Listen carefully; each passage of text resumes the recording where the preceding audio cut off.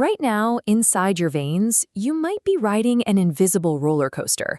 And if you've spent any time on the internet recently, a massive wellness movement wants you to be absolutely terrified of it.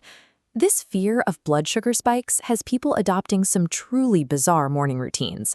Millions are tossing back shots of raw vinegar before meals and treating a simple bowl of oatmeal like it's a toxic hazard. Wellness influencers promise that suppressing these spikes is the secret to effortless weight loss and endless energy. But when you bypass the viral videos and look directly at the clinical data behind these strict new rules, a very different picture emerges. We have to ask, do these viral glucose hacks actually optimize human health, or are they just taking basic nutritional science and turning it into a stressful, restrictive new obsession? To understand the panic, look at how we start our days. The standard modern breakfast is essentially a massive delivery vehicle for starches and sugars. When you eat a bowl of sugary cereal, it breaks down and triggers a sudden, dense wave of glucose molecules, rapidly flooding your bloodstream. That rush is the spike you see on a continuous glucose monitor. Your cells have tiny power plants called mitochondria that turn this glucose into energy, but a sudden flood of fuel creates a massive bottleneck. The mitochondria become overwhelmed, oxidative stress builds up, and the machinery effectively goes on strike. That biological exhaustion is exactly why you hit a wall and crash hard at 2 p.m. And the damage doesn't stop at fatigue. When glucose levels stay high, these molecules begin to bind to your proteins, making them rigid and dysfunctional. This process, called glycation, slowly browns your tissues and accelerates aging in your organs, your blood vessels, and your skin. That glucose spike represents the specific biological event that triggers your afternoon exhaustion and long-term cellular damage. To fight off this cellular damage, the internet's favorite solution is a shot glass.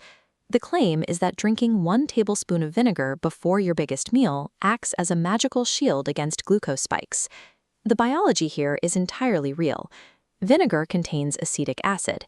When consumed, this acid changes how your body processes food. It acts as a biological speed bump, slowing down the digestive enzymes that break down complex carbohydrates into glucose. Clinical trials published in journals like Diabetes Care validate this mechanism, showing that vinegar can significantly reduce the post-meal glucose spike by up to 30%. But the viral advice leaves out a crucial detail. Many of these studies rely on extremely small sample sizes, sometimes just 11 or 12 people. And drinking straight vinegar every day introduces a highly concentrated acid into your mouth, causing severe, permanent erosion to your tooth enamel.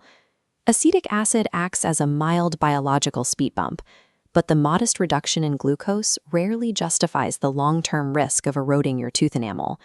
You can achieve the same effect by simply using vinegar as a salad dressing.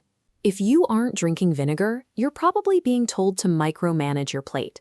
The hack involves eating your food in a highly specific, rigid order, and always putting clothes, meaning fats and proteins, on any naked carbohydrates.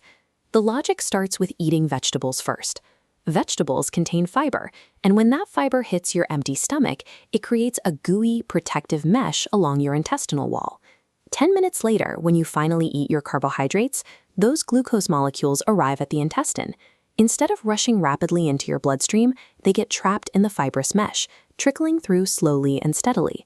It is a neat party trick for your gut, but when you step back, you realize this is just a trendy, hyper-complicated way to force people to eat balanced meals. Food sequencing absolutely works biologically to slow digestion. That obsessing over the precise order of every single bite strips all the joy out of eating and turns a normal dinner into a stressful math equation. This brings us to the biggest trap of the entire modern glucose trend. Because we can now track our blood sugar in real time, people have made the dangerous assumption that a perfectly flat line on a monitor equals perfect health. To achieve this coveted flat line, users start hacking the monitor. They swap out healthy, fiber-rich carbohydrates for heavy, high-fat foods like cheese and butter, simply because fat doesn't trigger the glucose sensor. This chart compares a sharp, brief spike from an apple to a low, heavily prolonged plateau from a high-fat meal.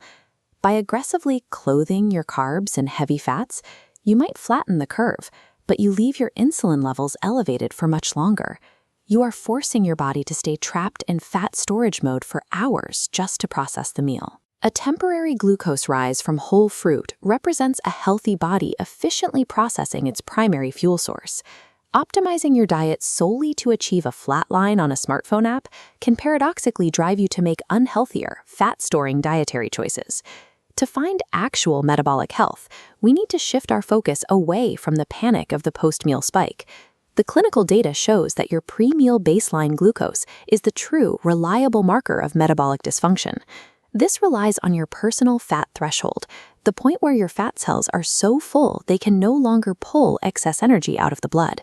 If you are below that threshold, your body handles carbohydrate spikes with incredible efficiency, clearing the glucose from your blood almost as soon as it arrives.